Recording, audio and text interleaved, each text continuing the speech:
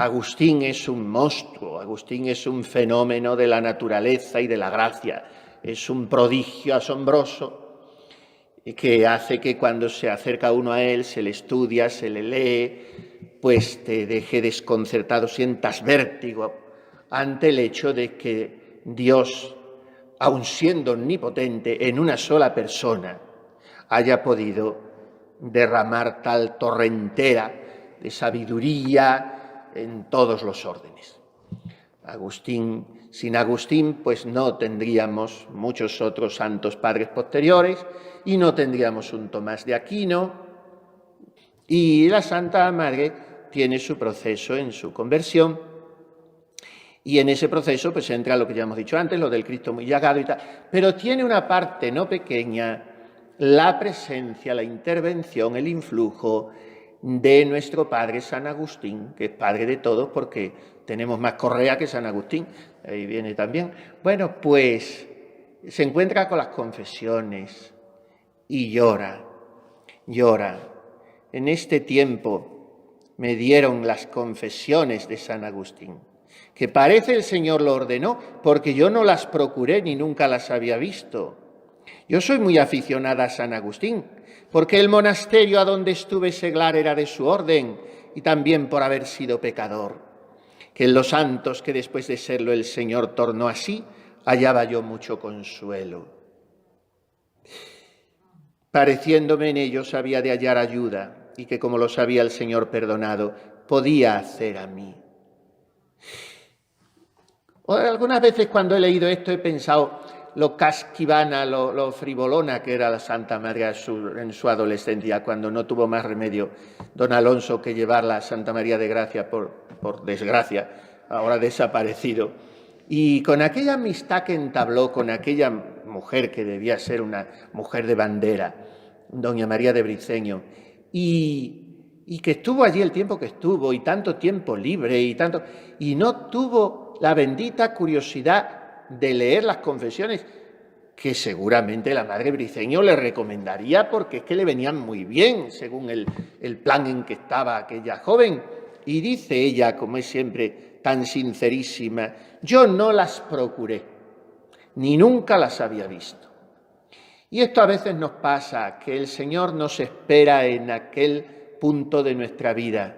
Y dice uno, ¿por qué hasta ahora no he conocido a esta persona? No he tenido esta conversación, no he escuchado esto, no he leído...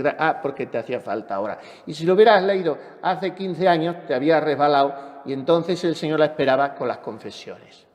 Y las leyó. Y lloró. Y dice ella, pues todo lo que suscitó el llamamiento de la divina gracia al que había de ser el doctor grazie, que así le llamamos en la Iglesia, San Agustín.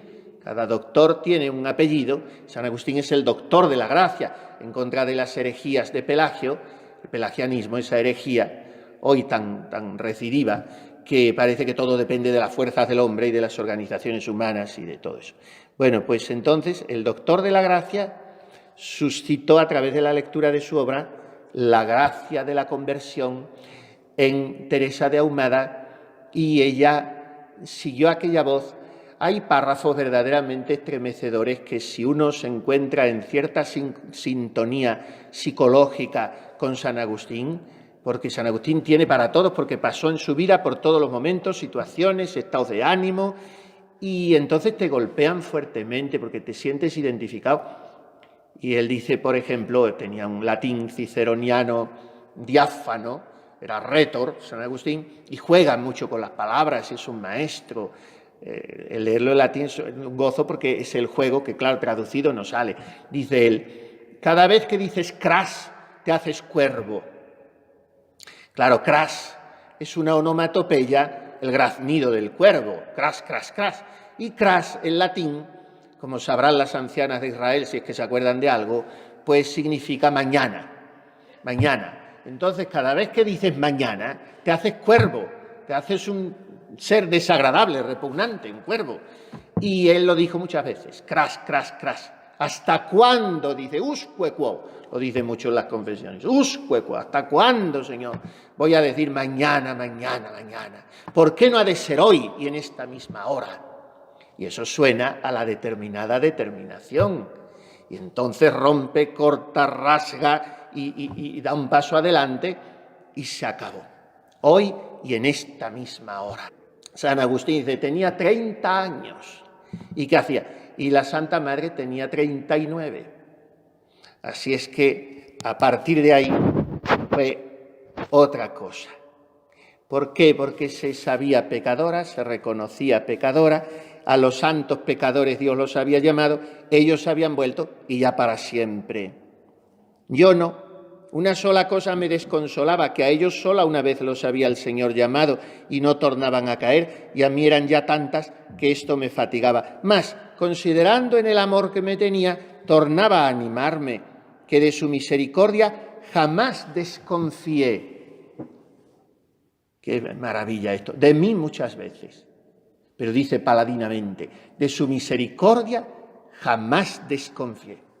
La confianza, el abandono. Santa Teresita tiene una poesía que empieza diciendo, dice un santo que el abandono es el dulce fruto del amor. Y ese santo es nada menos que San Agustín.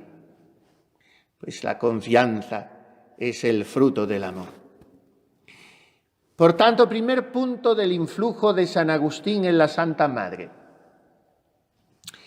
La determinada determinación, el deseo de la conversión, el rechazo del pecado, la fidelidad a la llamada de Dios. El basta de mañana le abriremos, respondía para lo mismo responder mañana. Segundo punto, su obsesión por la voluntad de Dios. No tiene otro norte la Santa Madre jamás. Bueno, no vamos a decir que se lo debía a San Agustín, pero tiene un influjo fuerte de aquella jaculatoria extraordinariamente bella y contundente de San Agustín, que encierra una teología tan magnífica que no caemos en la cuenta cuando la decimos. Da quod iuves, el iuve quod vis. Dadme, Señor, lo que mandas, y manda lo que quisieres. Esto me aprovechó mucho, dice la Santa Madre en el libro de la vida también, porque en mí, bien entendía, no podía nada. Esto quiere decir la frase, da quod iuves, da lo que ordenas, dame, Señor, lo que mandas. O sea, prevénme con tu gracia, aprovisioname de tu fuerza, de tu amor, porque si no, no puedo yo dar el paso. Esta es la teología agustiniana de la gracia. Dame, y después pide, pero primero dame. Porque es nuestra equivocación, a veces tributarios como somos, de una espiritualidad voluntarista en la que nos han enseñado que hacer esto y esto y esto y la suma es la santidad. No, dame, Señor, lo que mandas. Y yo que soy un pobrecito desgraciado, un mendigo absoluto, un indigente radical, que no tengo nada, ni fuerza para decir Jesús, tú dámelo. Y una vez que me lo des, ya entonces manda lo que quisieres.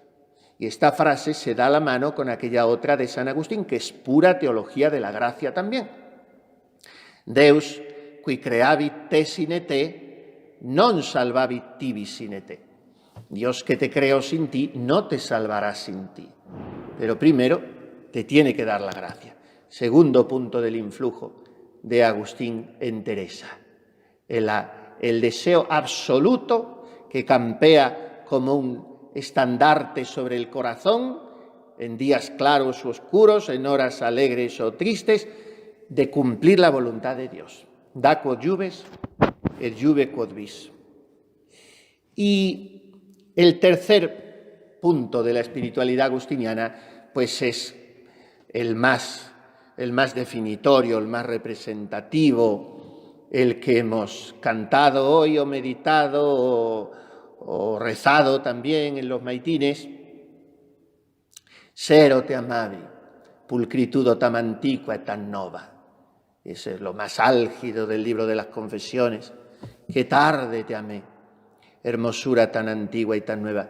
Pero ¿por qué es tarde? Ese tarde significa en San Agustín, qué tonto he sido, qué cerrados he tenido los ojos del alma, porque tú estabas dentro de mí y yo te buscaba por de fuera. Pero te buscaba de una manera muy vergonzosa, porque me lanzaba hacia las cosas hermosas por ti creadas. O sea, reparaba en las criaturas y no en el Criador, que es la definición más simple y más lapidaria del pecado según el catecismo. Es definición agustiniana. Bueno, según el catecismo, la definición es, el pecado es toda desobediencia voluntaria a la ley de Dios. Pero la definición agustiniana es, pecado es aversio a Deo, conversio ad creaturas. O sea, aversión a Dios, dar la espalda a Dios y volverse a las criaturas. Eso es el núcleo del pecado. Y es el reparar en lo secundario y perder de vista quién es fons et origo, la fuente y el origen de todo. Bueno, pues si hay alguien que sea maestra de la interioridad, de la inhabitación en la Iglesia, es la Santa Madre. Y ir a lo hondo, ir al palacio interior, pues fue un descubrimiento que también vino ayudado un poco por muchos maestros, por muchos influjos, pues sobre todo por el mismo Dios que hizo de su alma una filigrana, pero por la doctrina de San Agustín. Lo dice el glorioso San Agustín, que ni en las plazas ni en los contentos, ni por ninguna parte que le buscaba, le hallaba como dentro de sí. Y esto es muy claro, no es menester ir al cielo, ni más lejos que a nosotros mismos, porque es cansar el espíritu y distraer el alma, y no con tanto fruto. Es verdad que no siempre se está en la misma disposición de espíritu, y a veces aprovechará ver las criaturas. Aprovechábame a mí ver agua, u campo, u flores. En estas cosas hallaba yo memoria del Criador, y la casa, aunque pobre y chica, más lindas vistas y campo. Le escribe a su hermano Lorenzo de esta de San José, ¿no? Ayuda a todo eso. Hay una carta que me encanta a su amigo don Teutonio de Braganza, el obispo de Évora, donde le dice la Santa Madre, no se fatigue con hacer oración si no puede. Sálgase, ve a campo, cielo, paséese, porque tiene mucho trabajo y a veces la cabeza descansa más así, y eso es oración también. Les dice, bueno, pues, pero claro, la oración, la crema de la oración y la reina de la oración es zambullirse en lo interior y es buscar en el hondón del alma a ese Dios que habita ahí. Pues esto lo dice la Santa Madre algunas veces en sus escritos, citando a San Agustín. Después en el camino, eso era de la vida, y cuando está hablando de este mismo tema en el camino de perfección, ya sabéis que Dios está en todas partes. Pues claro está que a donde está el rey, allí dicen está la corte. En fin, que a donde está Dios es el cielo. Sin duda lo podéis creer que a donde está su majestad está toda la gloria. Pues mirad que dice San Agustín que le buscaba en muchas partes y que le vino a hallar dentro de sí mismo.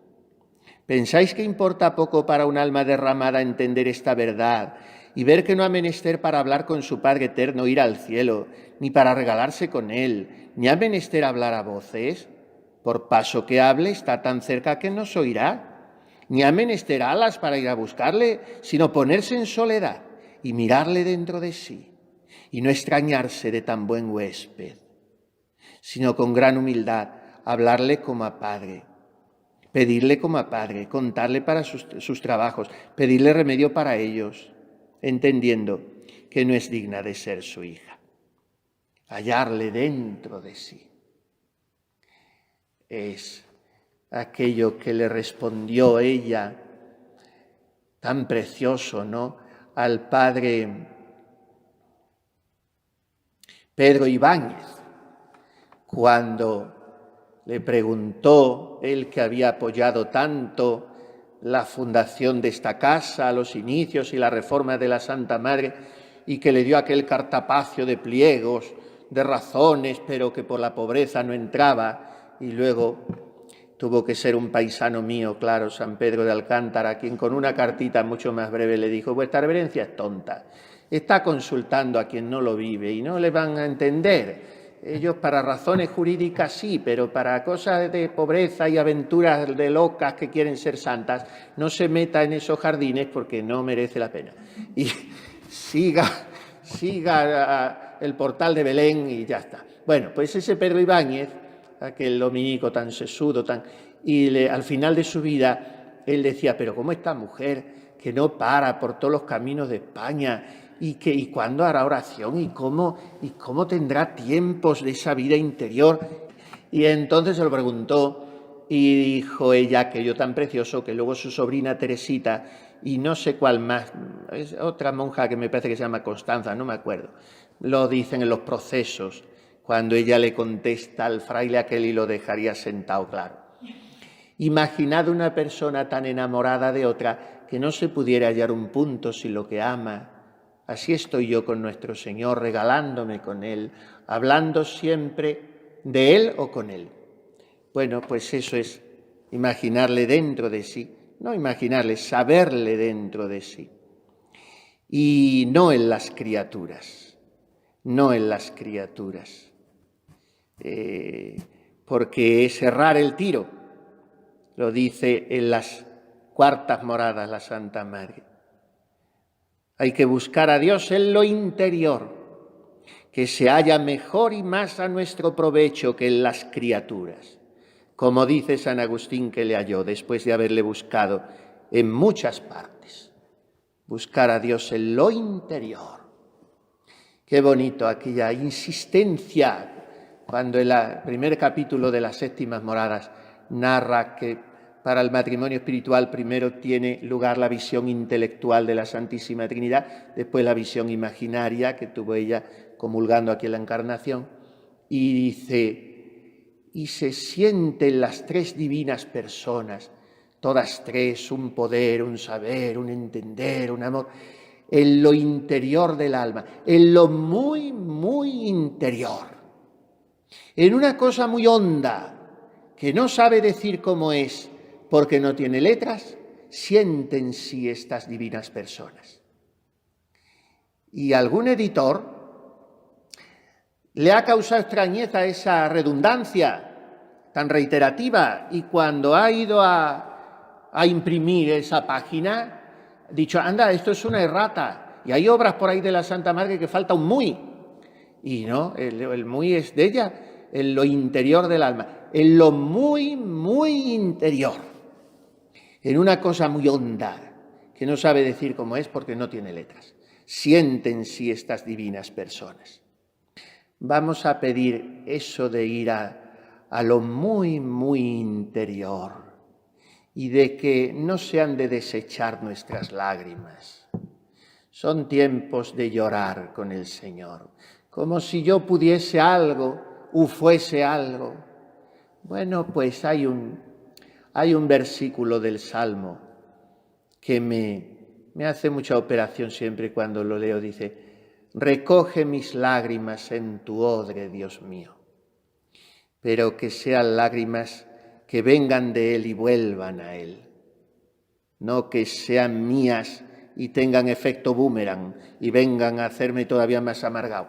No, lágrimas que sean fruto, qué precioso, no sé si en las sextas moradas me parece, que es cuando saca la Santa Madre a colación aquella imagen fantástica de la alquitara, que es el alambique, para que el licor vaya destilando gota a gota, el fuego que se pone debajo del alambique de la alquitara tiene que estar muy vivo porque precisamente la fermentación es que aquello entre en ebullición, el alcohol ese. Bueno, pues el fuego tiene que estar vivo para que las lágrimas sean lágrimas suaves, enternecedoras, sabrosas, gozosas y penosas al mismo tiempo, y sobre todo que nuestras lágrimas valgan algo con el Señor.